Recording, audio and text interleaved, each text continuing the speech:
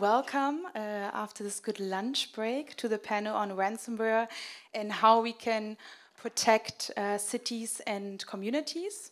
Je m'appelle Julia. J'apprends le français, mais malheureusement, je ne peux pas encore parler suffisamment pour modérer ces sujets difficiles en français.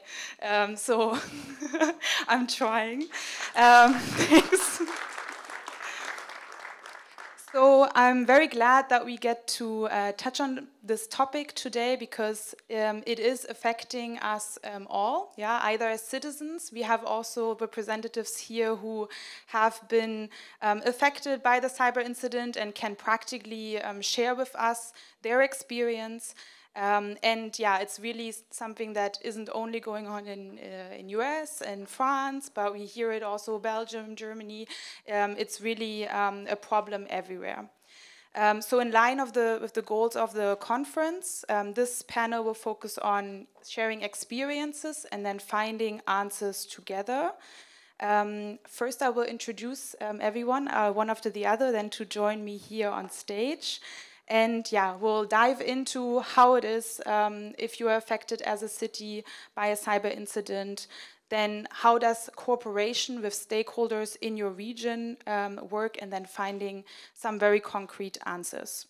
So first on stage, I am asking Jonah Haddad. He's the regional digital advisor for the Normandy region, a lawyer by training, and his particular interest is very much transforming the region also in the digital sphere. And of course, with this mission comes the question of how do you protect and develop secure services. And yeah, he can also share with us about an incident that happened on the regional council. So very glad you're here, and yeah, that you're also so open to sharing. Then I'm delighted to get on stage Christophe Bouillon. Christophe Bouillon is the president de l'Association des Petites Villes de France. He's also in a vice president for the Confederation of Small Towns of European Union. So also in touch a lot with other small cities in Europe, and since December 22 has been the president of the National Agency for Territorial Cohesion, so also can bring in some perspective from the national level. Then I'm happy to have on my panel Jared N. Smith. He's the FBI legal attaché at the US Embassy in Paris, and he has plenty of experience on law enforcement, but also international cooperation in this space, and also what are the threat actors, because we also need to think about how can we disrupt maybe them in the future better. Then Stefan Hardinger. He's the head of technology and strategy for Amazon, and has a lot of experience with, of course, cloud infrastructure and what could be technical controls and features that can help. So glad you're here as well. And then last but not least, François Henol-Feugeat. He's the founder and CEO of Oxybox, a French company that creates a cyber resilience solution. He's also very much involved in the French ecosystem on creating innovative services and public-private partnerships. So I think we're very well suited now to attack the problem.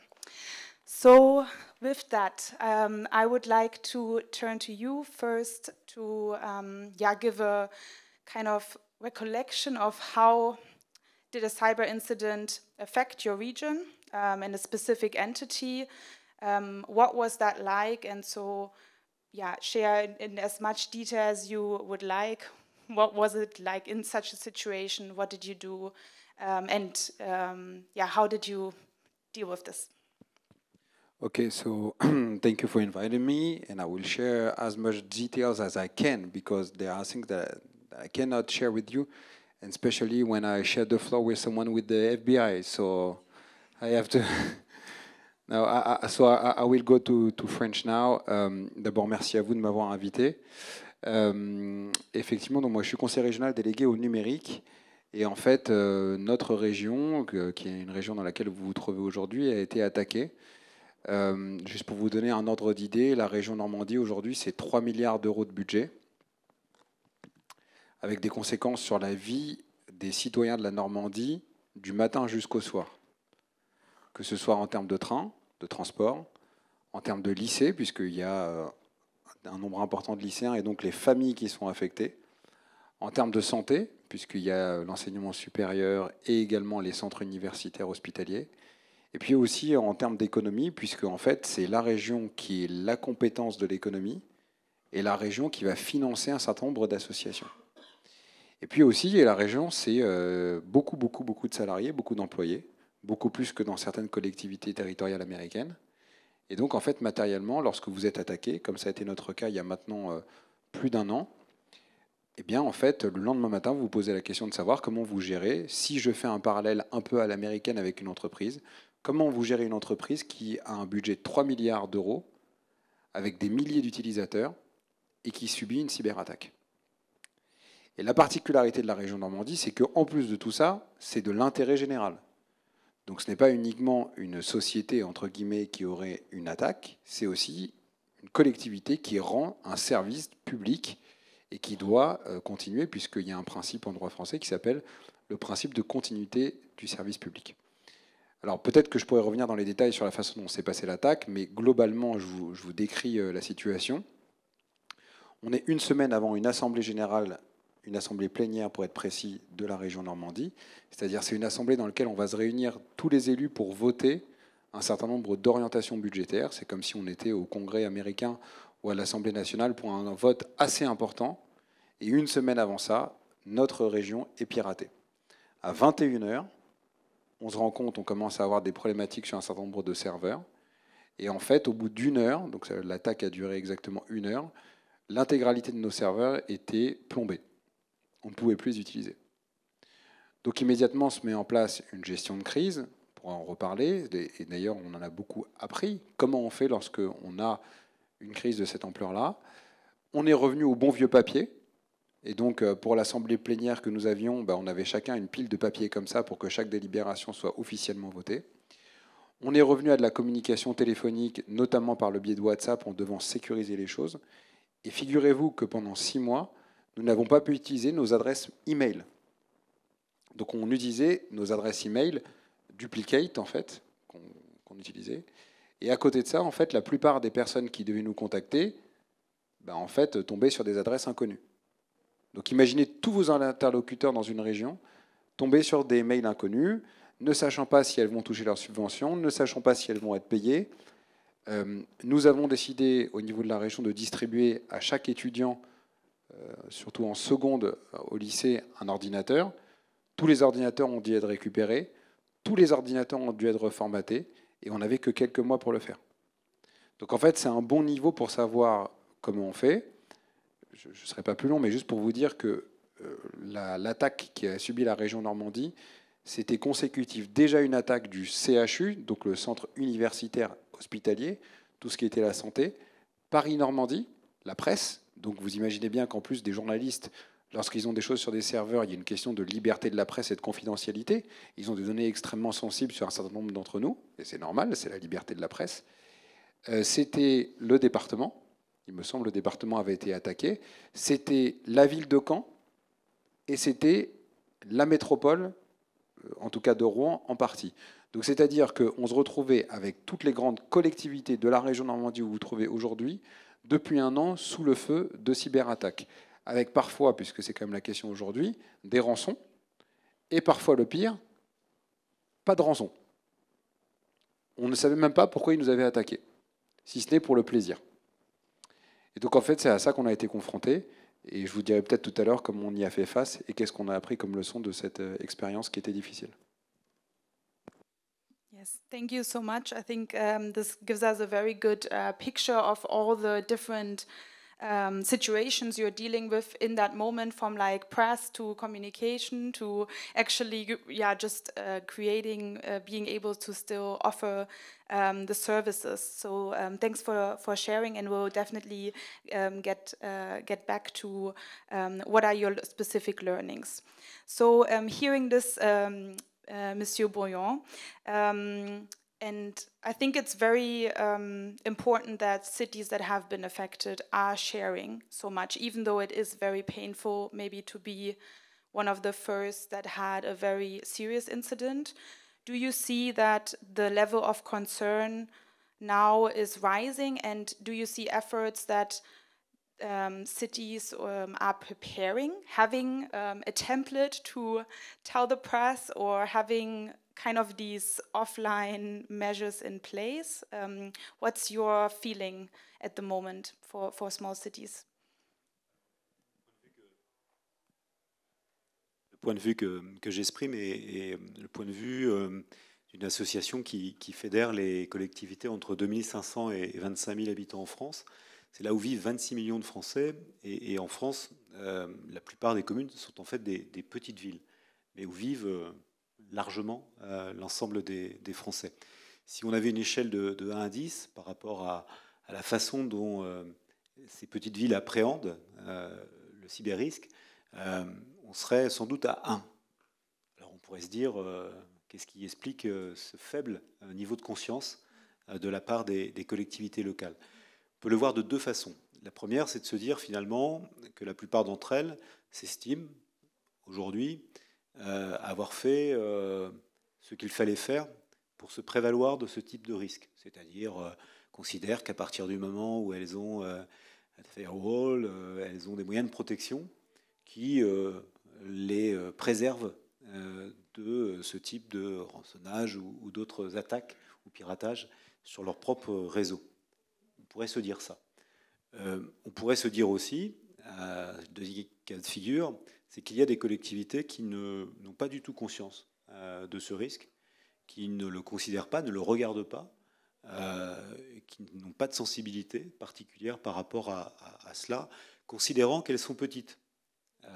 Jonas évoquait des situations qui sont des situations de grandes institutions, de grandes collectivités.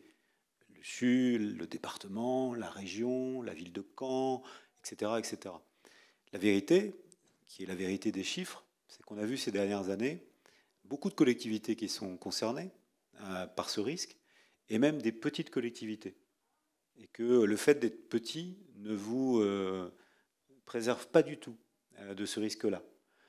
Il y a aussi des données à l'échelle des petites collectivités.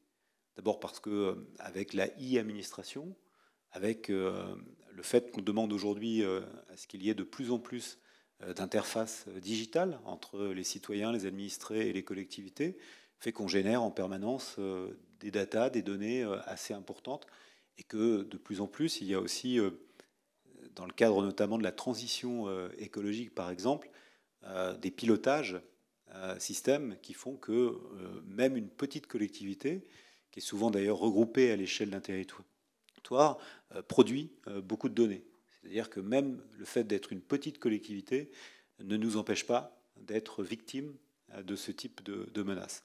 Et face à cela, il faut donc développer une vraie culture du risque, une prise de conscience, une sensibilisation. Et ce n'est pas si simple que ça, parce que ce qui caractérise aussi les petites collectivités, c'est d'avoir peu de moyens humains en termes d'ingénierie, de capacité en interne à répondre aussi à ce type d'attaque, par exemple. Il y a une petite révolution, mais qui montre le chemin qu'il faut parcourir pour une petite collectivité. On passe maintenant, et c'est pour certaines d'entre elles assez récent, à des directeurs informatiques pour passer au DSI. C'est-à-dire, on passe vraiment à une logique classique, quasiment de maintenance, à une logique réseau. Et ça, c'est tout nouveau. Et il y a encore beaucoup de collectivités qui n'ont même pas franchi ce cap. Donc on voit qu'on a un chemin très très long pour cela, mais en tout cas le message vraiment important, et encore une fois c'est une vérité des chiffres, hein. Les enquêtes récentes, il y a eu un rapport sénatorial récemment, ou même l'ANSSI a donné des chiffres qui montrent que personne n'est à l'abri aujourd'hui de cyberattaques, et qu'il faut justement pouvoir très très vite atteindre ces petites collectivités pour les accompagner à devenir beaucoup plus résilientes. Thank you. I'm trying to map on the side your kind of adding on the list of skills and capabilities. Here crisis management capability, communication, and you added, yeah, just having a sense for risk assessment, being able to be aware about your IT infrastructure and how secure it is. You touched upon staffing and IT infrastructure, so I will move to Monsieur Hardinger now to prompt you with, yeah, I mean, Amazon, of course, international position. What do you see? How do you assess the situation? And also, yeah, what is the cloud infrastructure adding, you know, to the mix of mostly naturally grown IT infrastructure on this in these entities? Yeah, thanks a lot. Alors, je vais peut-être continuer en français. Donc, je fais partie d'Amazon Web Services, donc la division cloud computing du groupe Amazon. Et c'est vrai que bon, alors, je compatis complètement et j'imagine à peine la douleur que ça a pu être sur ce genre de piratage. C'est hélas quelque chose que nous voyons de manière très très régulière, trop, alors que ce soit dans la sphère publique ou la sphère privée. Hein. Là, il y a une égalité complète. Et je rejoins aussi ce que vous disiez, même dans les entreprises privées, j'ai régulièrement des petites entreprises qui me disent pareil, nous on est tout petit, on n'intéresse personne, donc on n'est pas attaqué. À chaque fois, je suis horrifié quand j'entends ça et je leur dis, en fait, vous êtes attaqué. Et si vous ne le savez pas, c'est encore pire. Donc, c'est vrai qu'il y a aussi un modèle de protection qui est un peu le modèle de la forteresse, qui date d'il y a quelques décennies, qui est de se dire, derrière la muraille du château, on est safe et en dehors, c'est plus compliqué. Que ce soit la muraille des firewalls, mais en fait, on voit aussi ce modèle mental qui est de se dire, si je suis aussi dans mon data center physique, je suis beaucoup plus sécurisé que si je suis ailleurs. La réalité, c'est l'exact contraire. Et pour une raison assez simple, c'est que vous parliez effectivement d'avoir des ressources et de former des gens dans la cybersécurité, et nos amis de l'école 2600 qui en parleront, ils font beaucoup d'efforts pour en former, mais ça ne suffira pas. Et en plus, le niveau d'investissement qui est nécessaire pour avoir une sécurité de classe mondiale, c'est hors de portée. C'est hors de portée des petites structures, mais même des grandes entreprises. Hein, c'est complètement hors de portée. Et l'alternative, c'est de faire appel à des professionnels de sécurité. Et chez AWS, alors nous faisons du cloud computing, mais ce n'est pas très connu. Notre premier métier, en fait, c'est la sécurité et la cybersécurité. C'est notre première priorité. Et je le répète à l'envi à chaque fois à nos clients, parce que c'est notre business. Si nous n'avons pas une sécurité de classe mondiale, nous n'avons pas de clients. Parce que c'est ça entre autres, ça que nos clients viennent chercher. Pour vous donner des chiffres, plus de 82% des clients qui viennent sur AWS viennent notamment à cause de la sécurité et pour améliorer leur posture de sécurité. Donc, alors, il n'y a pas de magie. Hein. Je ne suis pas en train de vendre, de dire allez sur le cloud et ça va résoudre instantanément tous vos problèmes. Non, je n'ai pas dit ça. Par contre, ça permet d'utiliser des outils, ça permet d'utiliser des manières de développer qui font instantanément un énorme bond en termes de sécurité et qui permettent de réduire en fait le nombre d'attaques, drastiquement le nombre d'attaques réussies. Il y aura toujours des attaques, hein, mais en tout cas les attaques réussies vont être beaucoup plus compliquées pour les attaquants et ils vont probablement aller finalement chercher ailleurs plutôt que d'essayer de percer vos propres défenses. Je vais faire une petite aparté quand même. J'ai très souvent, et notamment avec les acteurs de la sphère publique, toujours cette question des lois extraterritoriales américaines, donc des acteurs américains, et du risque juridique que ça permet que ça porte. Alors, je vous laisserai évaluer le risque juridique par rapport au risque de cybersécurité, mais je voulais surtout vous dire que c'est un domaine dans lequel nous travaillons depuis très longtemps, et nous avons atteint en 2023 une étape importante qu'on appelle la souveraineté des données, qui fait que nous sommes en mesure de donner l'intégralité des contrôles à nos clients quant à l'accès aux données. Dit autrement, il n'est pas faisable techniquement qu'une quelconque personne d'AWS puisse remettre vos données à une entité tierce, que ce soit un État, américain, européen, peu importe, que ce soit une agence gouvernementale, peu importe, que ce soit un juge et ainsi de suite. En fait, c'est finalement une réponse d'immunité technique. J'aime toujours donner cette image du coffre-fort. alors du coffre-fort qui est le serveur, là pour le coup. Et quand vous êtes opérateur cloud, vous avez potentiellement des individus qui peuvent accéder, par exemple, à l'hyperviseur. Et si vous avez fait un peu de technique, si quelqu'un accède à l'hyperviseur, c'est game over. Cette personne peut tout faire. Donc, pendant longtemps, et chez la plupart des offres cloud, la question est de savoir qui peut accéder et sous quelles conditions un individu peut accéder et administrer l'hyperviseur. Notre approche a été beaucoup plus brutale et technologique, qui est de se dire, en fait, on a supprimé tout accès humain. On s'est coupé un bras en faisant ça, parce que ça veut dire que quand il faut aller faire du dépannage, on est incapable de le faire. Donc il faut qu'on reproduise les problèmes en laboratoire. Mais je reprends cette image mentale du coffre-fort. On est passé d'un modèle où on contrôlait très fortement qui avait accès à la clé du coffre, à un modèle où on a supprimé la serrure. Ce que je veux dire par là, c'est que le code et la fonctionnalité n'existent pas.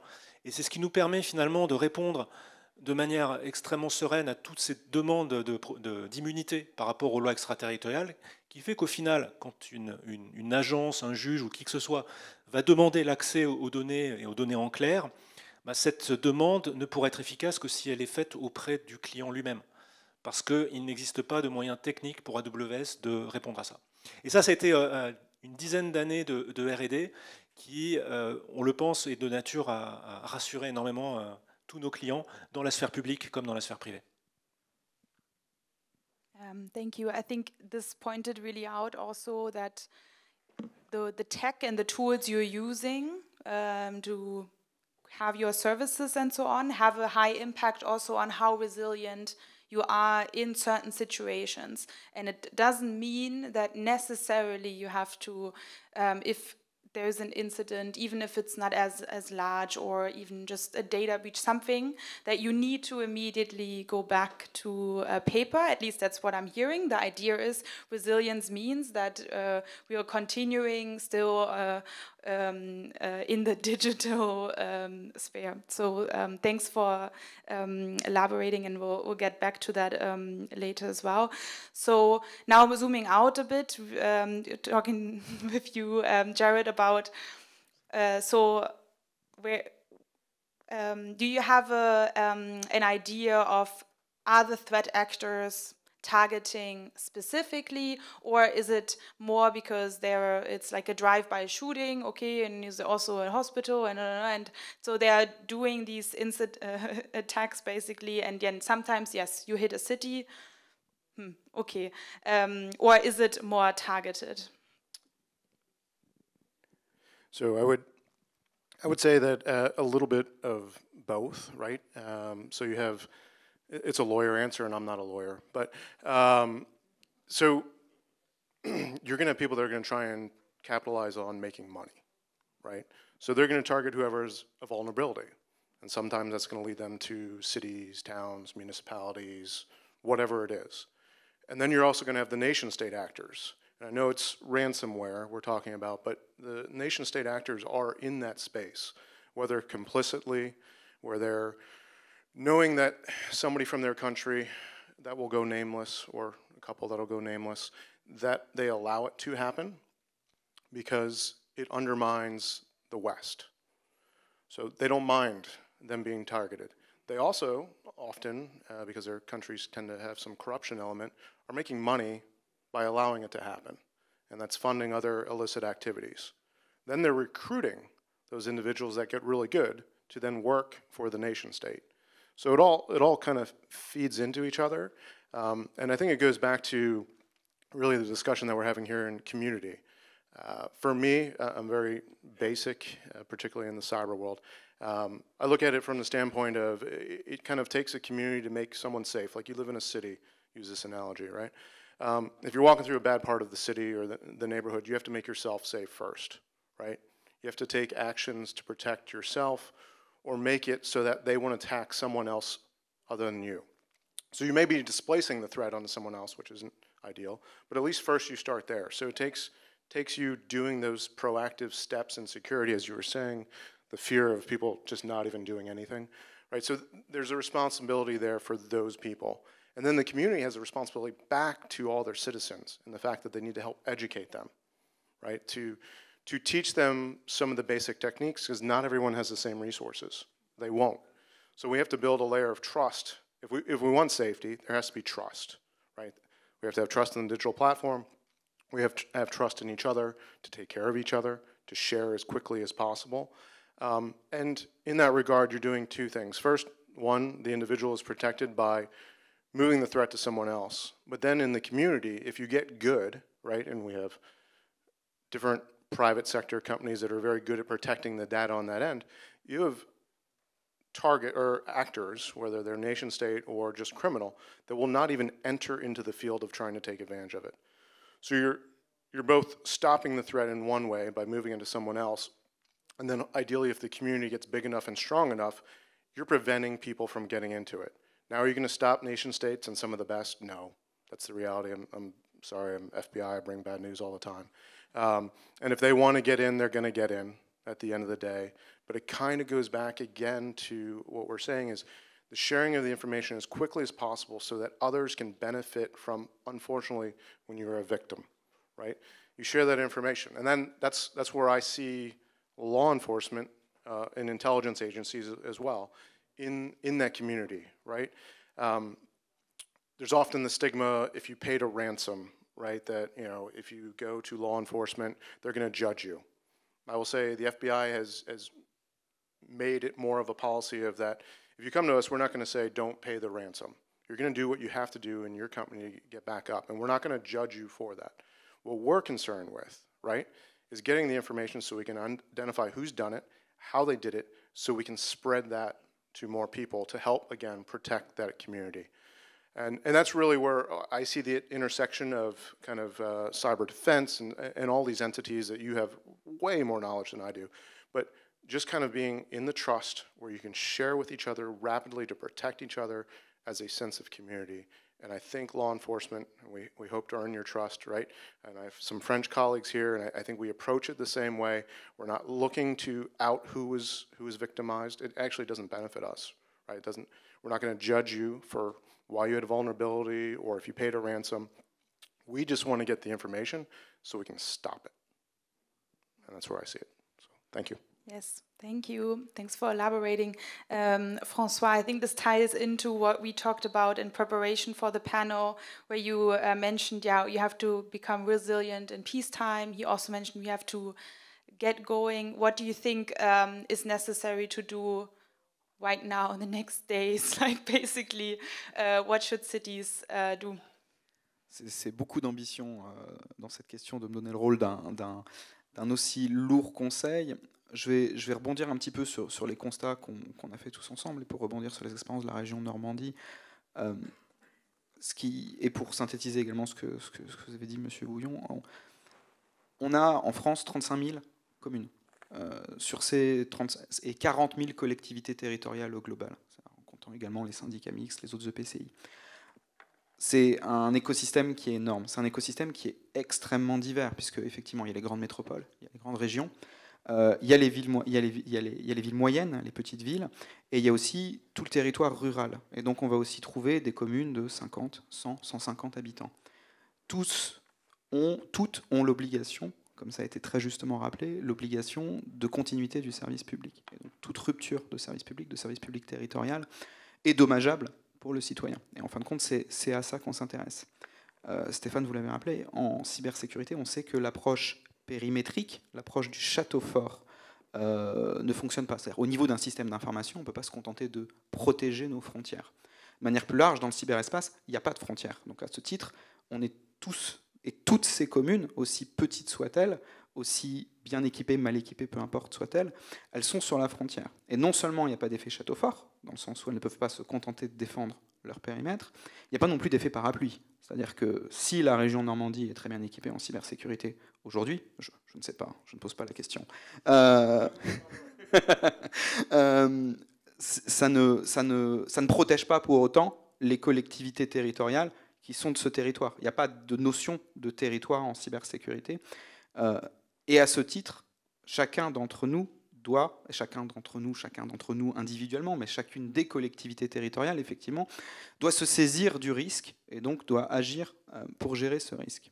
On parle de cyberpaix, en fin de compte, si on veut se protéger, hein, il y a une expression qui est de dire une chaîne n'est aussi forte que le maillon le plus faible. Et en fin de compte, on est tous un membre de cette chaîne, puisqu'il va falloir, je dirais, pour avoir la résilience au niveau du territoire de la région Normandie, il va falloir que l'intégralité des maillons de la chaîne soit résilient. Donc il y a une espèce de responsabilité globale qui doit être prise en compte. Donc sur quoi faire ? Sur quoi faire, la première chose, c'est de le gérer comme un risque. Ce n'est pas le seul risque auquel les collectivités territoriales sont exposées, c'est un des risques. Donc c'est un risque relativement nouveau, effectivement, c'est un risque qui est en très forte croissance. On peut parler d'actualité, on peut parler des Jeux Olympiques. Évidemment, donc c'est un risque qui est auquel on est probablement amené à être particulièrement exposé au cours des prochains mois, au cours des prochaines semaines, mais on peut voir d'ores et déjà que de toute façon ce risque, il va nulle part, et je vous remercie d'avoir rappelé que les deux types d'attaques existent, c'est-à-dire que les attaques opportunistes comme les attaques ciblées existent, et ici on a un risque d'avoir un peu plus d'attaques ciblées en ce moment, parce qu'effectivement la France est particulièrement sous la lumière, et les collectivités territoriales françaises vont être particulièrement sous la lumière au cours des Jeux. Alors pardon, hein, je suis peut-être super anxiogène là, mais le but vraiment est de dire que encore une fois, que c'est un risque dont on doit se saisir et qu'on doit gérer. On ne peut pas éliminer ce risque, quel que soit le niveau de protection qui est mis en place. La cybersécurité, c'est pas magique, c'est exactement comme la sécurité physique. S'ils veulent rentrer, ils entreront, n'est-ce pas ? Donc on ne peut jamais être complètement protégé et complètement éviter l'intrusion. Or là, le gros de l'investissement est en général porté autour de la protection. Or, le plus important en fin de compte, c'est justement cette notion de résilience, et ça, là aussi ça a été évoqué, cette capacité à redémarrer après une cyberattaque. C'est-à-dire que si on peut assurer la continuité en fin de compte, même après avoir été attaqué, c'est le niveau zéro. C'est-à-dire je vais être attaqué, c'est un fait, c'est inévitable. Je vais être attaqué, je vais tomber parce que je suis mal protégé. Suis-je en capacité de redémarrer ? En combien de temps ? Est-ce que je ne vais pas avoir d'adresse email pendant 6 mois ? Merci pour cet exemple. Désolé, je le prends. Ça fait exactement partie des choses sur lesquelles il faut aujourd'hui se préparer des plans de reprise d'activité, des plans de continuation d'activité, des plans de crise, effectivement, comment réagir au cœur de la crise. Et je pense que c'est la toute première étape ici dont les collectivités et dont nous devons tous, en fin de compte, nous saisir. Thanks for already kicking us off with some concrete measures like a risk assessment. I might bounce this back to you because I know risk assessment can still sound like a lot. And I mean, there's a lot of different ways you can go about it and that go into a proper risk management or continuous management in cybersecurity. Monsieur Haddad, so you were in the situation. If you now look back, what were the measures that you took immediately that worked? And then now maybe having had some time to reflect, what are your recommendations to anyone that is still in this phase where, or you are also now in this phase again, actually, to improve and to get better, to avoid the biggest incident, I guess? Alors, d'abord, je pense qu'il y a eu des réponses évidemment technologiques. Donc, je vous ai dit, on a reformaté des choses. Deuxièmement, on a installé une intelligence artificielle au sein de la région qui nous permet de détecter tous les différents mouvements suspects. C'est-à-dire qu'à partir du moment où un humain n'essaye pas 30 fois de se connecter de la même façon à un mot de passe ou un email. Enfin, c'est quelque chose qui me semble basique, mais on l'a installé.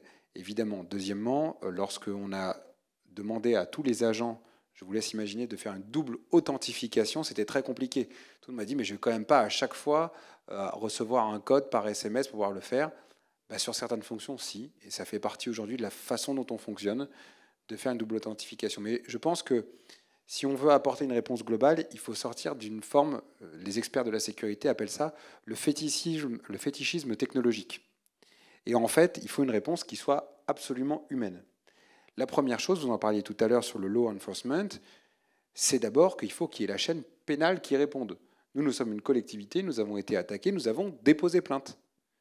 Et donc, à un moment, il fallait qu'en face de nous, on ait des personnes, notamment dans la police française, qui soient en capacité d'identifier, d'avoir les compétences pour dire, voilà, on va essayer de trouver qui l'a fait et de voir comment on peut le punir. Parce qu'il y a aussi un caractère dissuasif pour éviter l'effet citadelle. Deuxièmement, c'est de se dire comment, technologiquement, on a été dépassé. Et donc, comment humainement on peut faire face à ça? Alors, il se trouve que la région a aussi la compétence sur l'enseignement supérieur. Et je le disais tout à l'heure, justement, à l'école 2600, on a lancé des grands programmes de formation en adhérant nous-mêmes au campus cyber, en disant, bon, bah, on a été attaqué. Tout le monde maintenant dans la région est bien conscient du fait que les cyberattaques, c'est important. On en fait une opportunité et on décide de lancer beaucoup de formations là-dedans parce que vous allez avoir besoin tous, dans les privés, d'avoir des gens qui sont spécialisés dans la cybersécurité. Et donc c'est pour ça que la région a adhéré pour être la région pilote de l'ANSSI, donc c'est l'Agence nationale de la sécurité. Bon, en résumé, hein, je le dis, parce que c'est pas ça l'abréviation exacte. Et on est la région pilote là-dedans aujourd'hui. On a créé un CSIRT, c'est-à-dire qu'en gros, concrètement, aujourd'hui, vous avez, lorsque vous êtes une entreprise normande ou une collectivité locale, quelle que soit votre taille, attaquée, vous avez un numéro, j'allais dire quasiment physique, vous appelez un 0800, d'accord, et vous tombez sur quelqu'un. D'ailleurs, il se trouve que j'ai eu l'occasion de parler avec la personne pour la recruter. On a recruté quelqu'un qui travaillait aux urgences à l'hôpital. Donc en fait, son rôle, c'est déjà de vous dire, calmez-vous, détendez-vous, voilà les premiers gestes que vous allez opérer sur votre entreprise ou votre collectivité qui a été opérée. Vous voyez, donc on met beaucoup d'humains à l'intérieur pour faire en sorte que les gens se disent « Ok, de toute façon, on va être attaqué, voilà comment il va y répondre ». La dernière chose que je voudrais dire concernant aussi la région, c'est qu'en fait, vous l'avez tous dit tout à l'heure, le niveau de la collectivité ou le niveau de l'entreprise importe peu. Donc en fait, on peut faire aussi des choses en morcelant et pas en diluant, mais en séparant la responsabilité. La première chose, ça c'est pas mon rôle que de le dire, mais par exemple, nous avions une assurance pour le risque cyber. Donc évidemment, immédiatement, on n'a pas eu à se battre avec nos assurances en disant vite, vite, vite, prenons une police qui est dédiée. On a activé l'assurance. Les prestataires, dont un prestataire qui est normand, a très bien travaillé.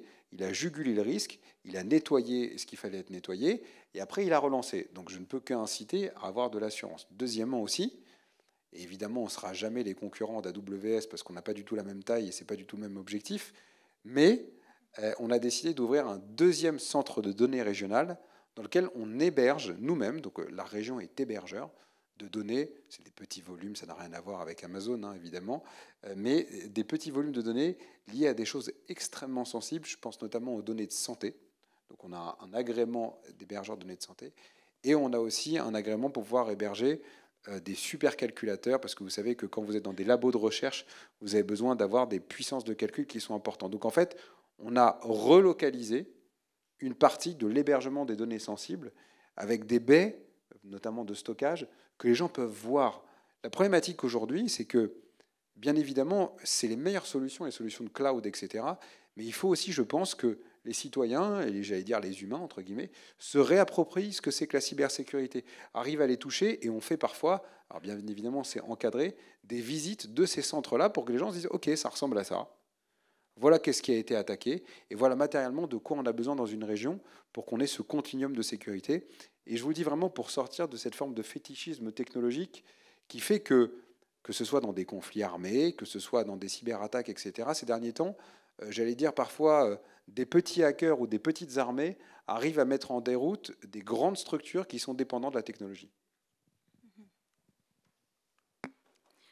Thank you. I think what you mentioned very concretely, but what was mentioned here before is that in a way, to protect a region, it's not just the staffers there, but it's really a community effort. So it also, you're relying on the regional companies, that have the maybe capabilities to train and to offer solutions in an incident. I will plug only now shortly my affiliation with the University of Cincinnati, where there's in Ohio also a program now going on where you're training city staff in a cyber ranch at the university, but also in combination with the army there that actually has a reserve for bigger incidents.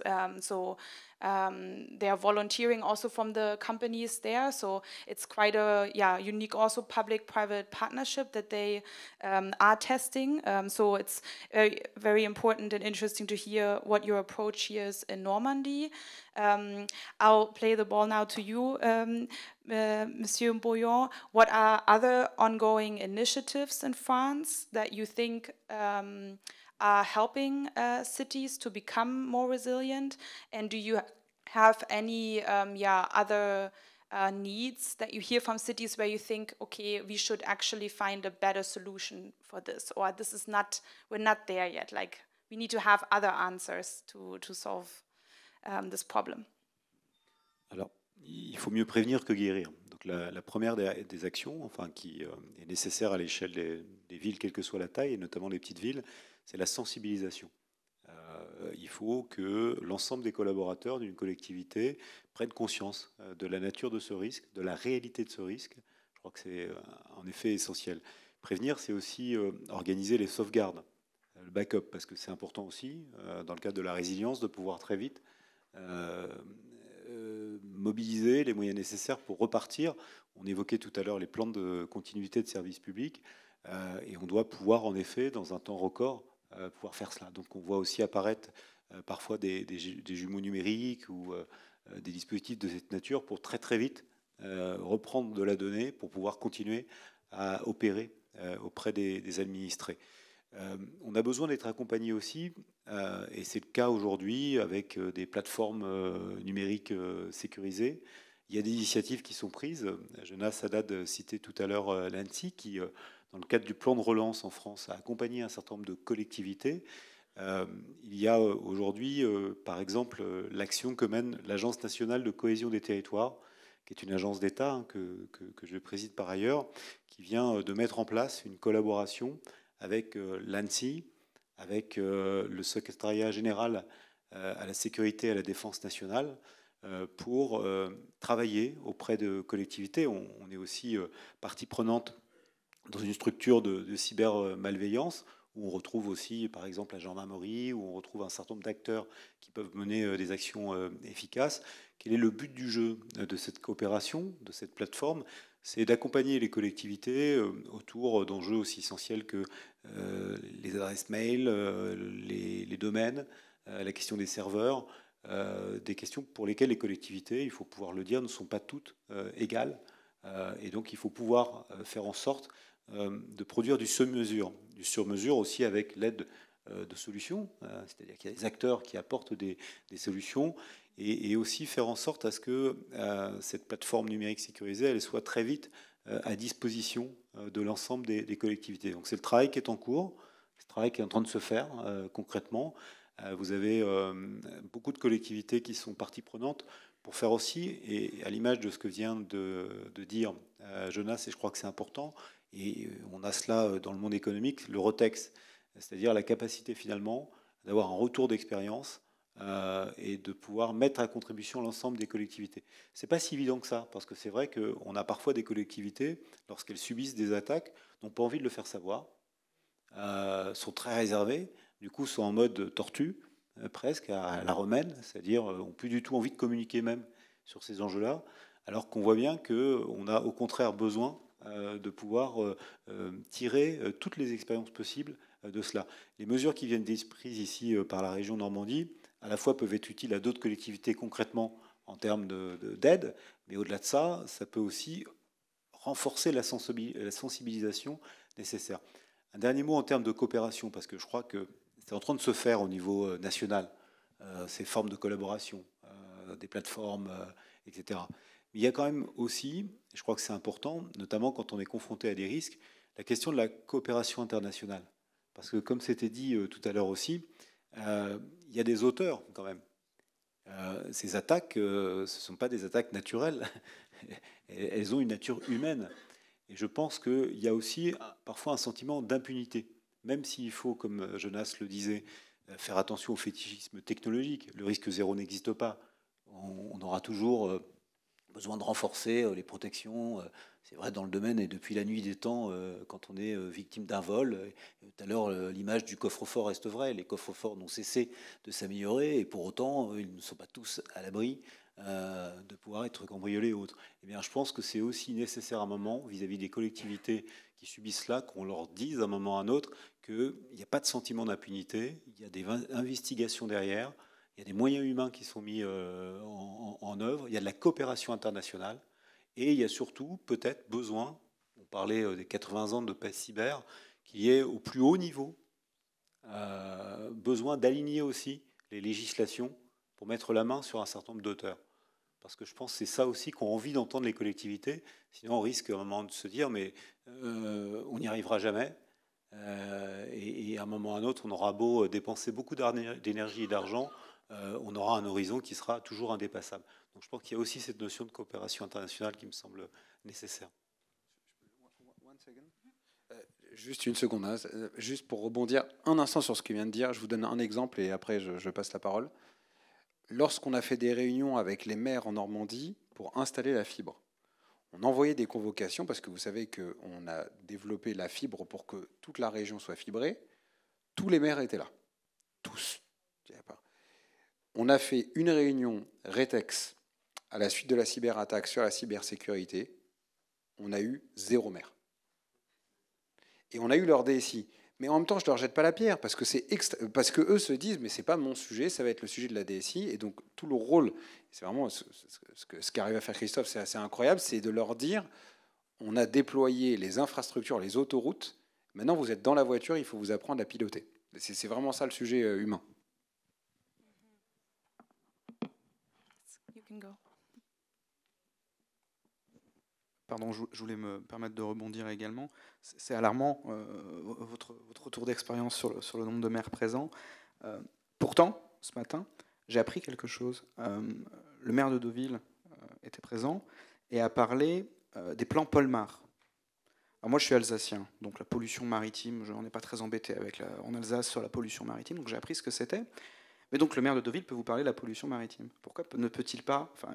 Pardon, c'est pas, je ne cible pas spécifiquement la municipalité de Deauville, mais en fin de compte, chaque élu, chaque maire devrait être en capacité de parler de son plan de reprise cyber, de son plan de remédiation cyber en cas de cyberattaque. Encore une fois, c'est un risque comme un autre.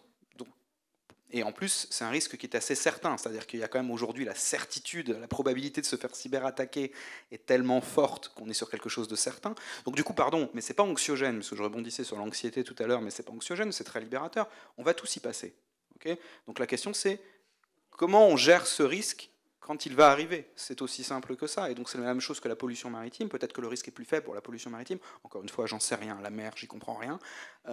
Mais il y a un plan qui est en place et on sait ce qu'on va faire quand ça arrive. Et pourquoi est-ce que ça ne serait pas exactement similaire en cybersécurité ? C'est pas un dialogue, excusez-moi, mais juste pour vous dire que les plans pollution maritime, en fait, ont commencé à être pris, juste en Normandie, pour que vous le sachiez, à partir matériellement, même si c'était avant, pour que les gens qui viennent pas de Normandie comprennent, nous, à Étretat, matériellement, tous les jours, il y a des morceaux de falaise qui s'écroulent. C'est-à-dire qu'en fait, c'est extrêmement visuel. Alors là, je peux vous assurer que tous les maires le connaissent.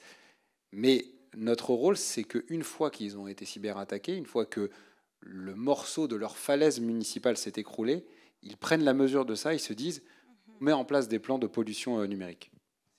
Si je peux me permettre, et pour rebondir, et je vous rejoins parfaitement, il se trouve qu'il y a des obligations pour les collectivités aujourd'hui, par exemple d'avoir ce qu'on appelle des plans communaux de sauvegarde. C'est sur d'autres natures de risques. Je pense que c'est un bon véhicule, et nous on milite pour qu'il y ait fait obligation, il y a un volet risque naturel, un volet risque technologique, et il doit y avoir aussi un volet risque numérique, risque digital. C'est le seul moyen d'entraîner les collectivités à prendre en considération sérieusement ce risque-là. La cartographie des risques, aujourd'hui, elle me semble essentielle pour les collectivités, mais cette obligation qui est faite de plan communal de sauvegarde, j'ai envie de dire à l'ancienne, il faut savoir qu'énormément de collectivités aujourd'hui ne remplissent pas cette obligation. Et c'est là où on en vient à la question de moyens. Il ne faut pas jeter l'opprobre sur l'ensemble des collectivités. C'est qu'il y a des collectivités qui ne savent pas par où commencer.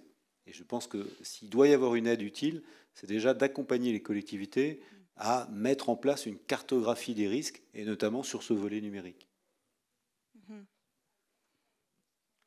Okay, I think I didn't interrupt because I think it was very beautiful, because you also pointed a little bit to the theme of, like, maybe we have the feeling we're just still in peace, right? But we're not at all. And I think Jared is like very familiar with, okay, there is a lot going on, but I'm still in peace. So what is the level of like uncomfortability that actually mayors maybe should realize? Okay, this is the situation we're in, and I need to be strategic about it, because all the things you mentioned so far, they're not implemented over time, and they need the highest level of leaders to build the corporations locally, to get the funding for certain infrastructure.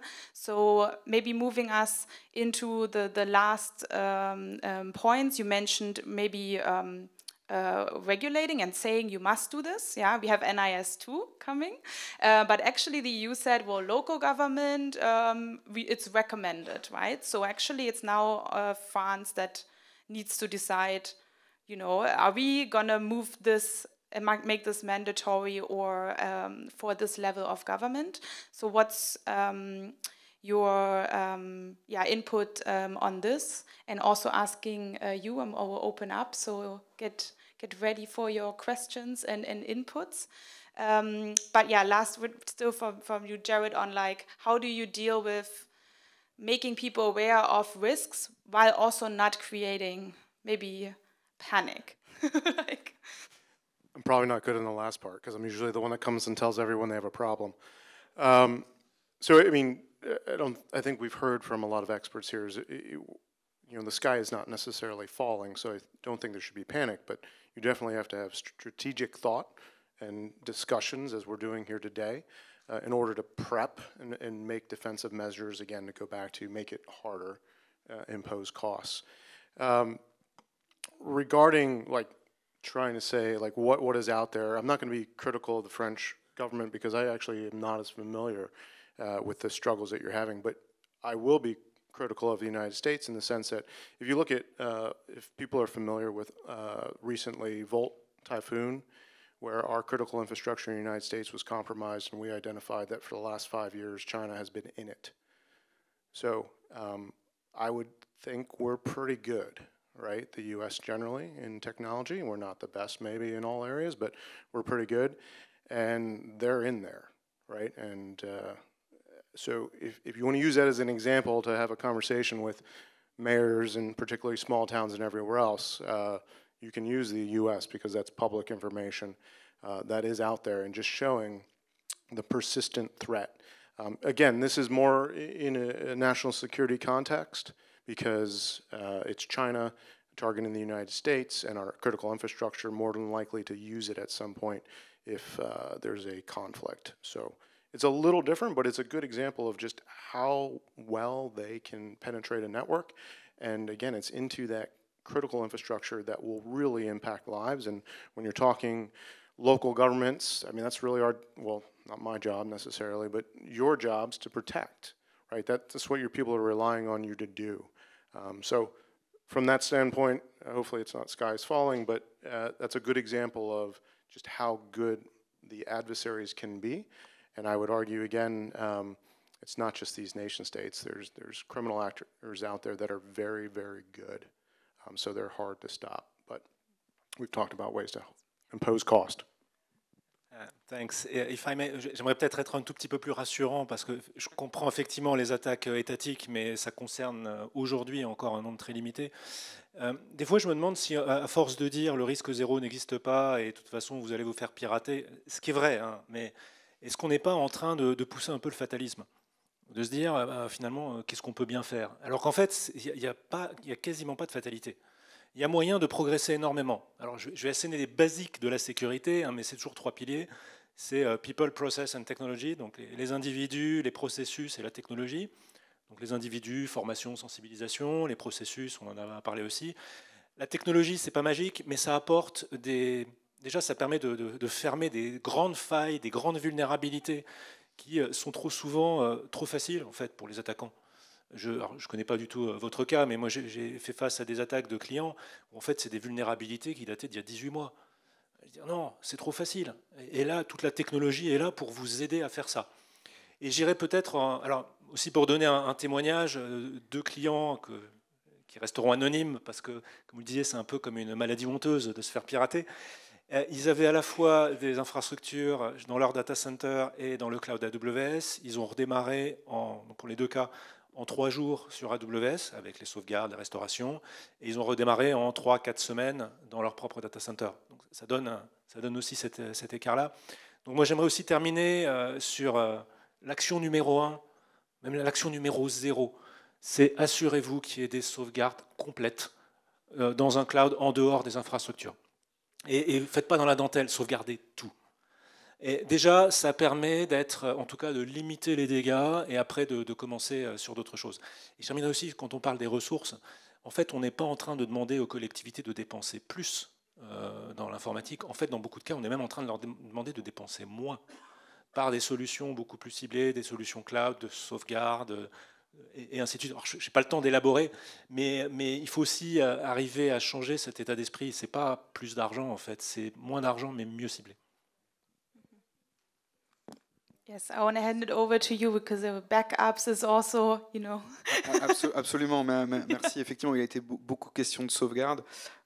J'en profite donc de rappeler incidemment qu'Oxybox est spécialiste de la sauvegarde sécurisée et qu'on équipe 7000 collectivités en France. Donc ça, pardon, mais effectivement, c'est quand même le sujet. Je voulais rebondir surtout sur le sujet Nice 2 et le sujet d'effectivement par où commencer en cybersécurité.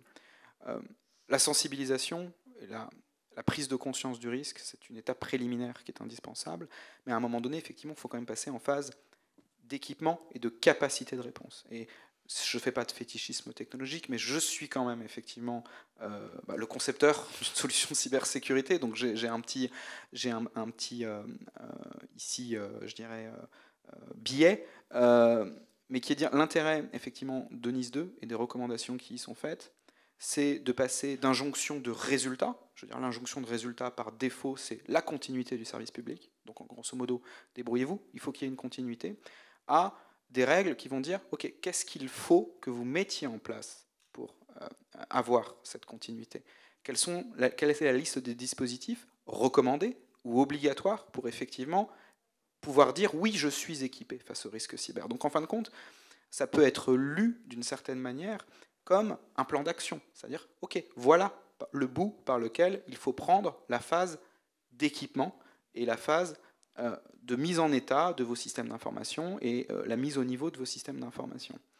Donc ça, je pense que c'est assez salutaire. Alors évidemment, ça arrive par le biais de l'obligation, parce qu'on est sur une directive européenne, parce que c'est le propre de ce type de réglementation, c'est d'arriver avec des aspects contraignants. Donc effectivement, les collectivités territoriales françaises, on ne sait pas encore si ça sera obligatoire pour elles ou si ça ne le sera pas.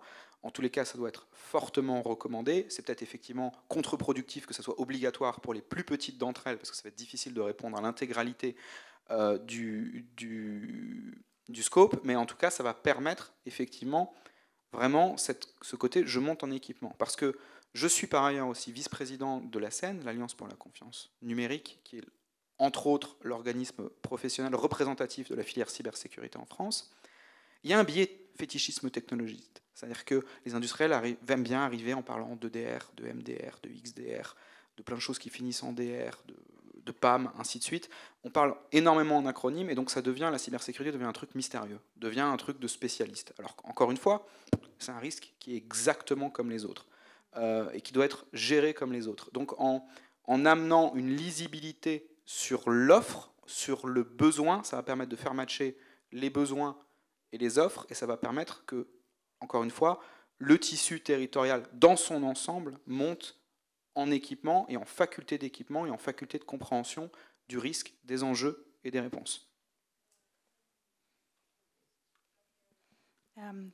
Thank you. So yeah, we have some time. So now is your chance to ask a question, to share a problem, to share a solution that you maybe have seen with us, and well, we'll discuss or try to answer as well as possible.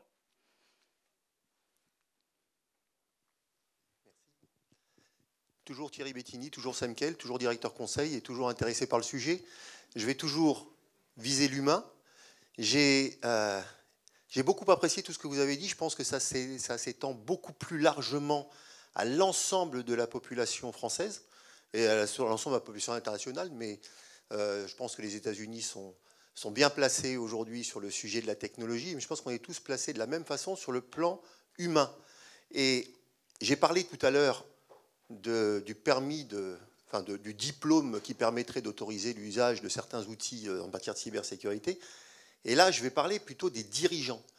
Dirigeants de région, le maire, il y a plus de 35 000 maires en France aujourd'hui.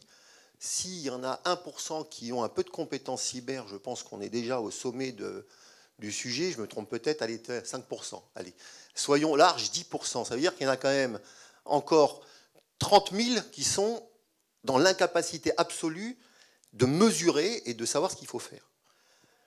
Est-ce qu'on peut se permettre de... Excusez, j'utilise des termes volontairement pour choquer, mais pour permettre une réponse derrière. Est-ce qu'on peut se permettre de laisser la responsabilité d'un sujet aussi majeur que celui-ci à des gens qui ne disposent pas, pour quelque raison que ce soit, des compétences? Et si la réponse à cette question est non, que faut-il faire pour mettre en responsabilité, en capacité de répondre, aussi bien les maires que l'ensemble des dirigeants d'entreprises et d'organisations sur notre territoire? Peut-être pour réagir. Moi, je considère qu'un maire, c'est un incompétent polyvalent. Ça veut dire, non, incompétent polyvalent, ça veut dire que je n'ai pas de compétences informatiques et pourtant je suis en mesure de prendre des décisions en ce qui concerne la protection de ma collectivité sur l'informatique. Je n'ai pas de compétences dans le domaine sportif, par contre je suis capable de décider d'une politique sportive pour ma collectivité. Je n'ai pas de compétences en matière économique, pourtant je peux développer un écosystème favorable à l'attractivité économique de mon territoire. C'est ce sens-là que je donne à la notion d'incompétence polyvalente, c'est-à-dire qu'on ne demande pas à un maire d'être un technicien, on lui demande d'être un décideur. Il faut simplement qu'il ait, pour prendre la bonne décision, un volet technique, un volet juridique, un volet financier. C'est une machine à décider, un maire. Donc ce qui est important, c'est d'aider un maire à prendre les bonnes décisions en matière de protection par rapport à la cybersécurité. Et c'est ça qui est possible parce que vous l'avez dit, on entend depuis ce matin et au regard du programme et même dans cette table ronde, il y a des compétences, il y a des solutions technologiques. Simplement, il y a peut-être, et c'est cela que vous voulez dire, une notion de prise de conscience. En même temps, je suis sûr qu'aujourd'hui, si Jonas, avec la région, il faisait une nouvelle réunion avec les élus, il y aurait beaucoup plus de monde aujourd'hui. Parce que c'est un fait aussi, il y a beaucoup d'initiatives qui sont prises pour faire état d'abord des collectivités qui ont été attaquées, mais pour faire état aussi de cette réalité du risque, parce qu'on l'a dit aussi à travers les propos, c'est un risque qui ne concerne pas simplement les collectivités, ça concerne aussi les entreprises. Et les entreprises qui sont implantées dans des territoires où il y a des collectivités. Mais ça concerne aussi, on l'a peu dit, les citoyens. Les citoyens sont aussi victimes de rançonnage, de nature. La gendarmerie a aujourd'hui une composante spécialisée parce qu'il y a énormément de citoyens. Et il y a aussi des interventions de la gendarmerie, par exemple, dans l'établissement scolaire très tôt, pour sensibiliser là-dessus. Donc j'essaye d'être confiant, j'essaye d'être optimiste. C'est-à-dire que je pense qu'à un moment ou à un autre, les chiffres qu'on a annoncés tout à l'heure sur le peu de conscience des maires, tout ça est encore d'évoluer et d'évoluer plutôt dans le bon sens. Et voilà, on peut faire de quelqu'un d'incompétent, au sens, pas la compétence particulière, quelqu'un qui peut malgré tout prendre des bonnes décisions. Et si vous êtes là, c'est pour nous aider, je pense, à prendre aussi de bonnes décisions. Je complète rapidement et après on terminera là-dessus, mais d'abord deux choses. Si on compare avec le privé, dans le fond, le public est en train de vivre avec un peu de retard, comme souvent, ce qu'a vécu le privé. Regardez ce que ça a provoqué comme tension dans les sociétés, la transition notamment digitale des banques. Ça a mis très longtemps. Et puis d'un seul coup, tac, il y a eu des choses qui sont débloquées, ou même quand on entend des Bompard de Carrefour dire « je suis aujourd'hui une digital compagnie », alors que c'est de la grande distribution. Ça a mis du temps, mais une fois que ça s'est mis en place, les gens ont commencé à pivoter, et l'ensemble de la chaîne, en fait, s'est mis en mouvement. Nous, on y arrive maintenant. Globalement, on sent que dans les collectivités, c'est en train de se passer. Et deuxièmement, si je dois vous répondre et faire un peu une ouverture, j'allais dire philosophique ou éthique, etc., vous posez la même question que quand il y a un ministre qui passe d'une compétence à une autre. Évidemment, du jour au lendemain, il ne passe pas de... Bon, je ne citerai personne. Il ne passe pas de l'un à l'autre. Il ne devient pas expert de la santé. Mais par nature, en fait, il faut qu'il l'accepte. Et en fait, qui est-ce qui va venir trancher? C'est le citoyen usager. Et si vous voyez qu'une fois ou deux fois, votre mairie ou votre région, elle est piratée Et comme je donne l'exemple d'une banque, bah aujourd'hui une banque c'est comme un service public. Bah, si vous n'avez pas votre appli avec votre compte bancaire, vous allez dire mais attends, ça fait une semaine, je change de banque. Et bah, vous changerez d'élu. Yeah, merci beaucoup, everyone. Also to the translators to make it happen. Thanks a lot.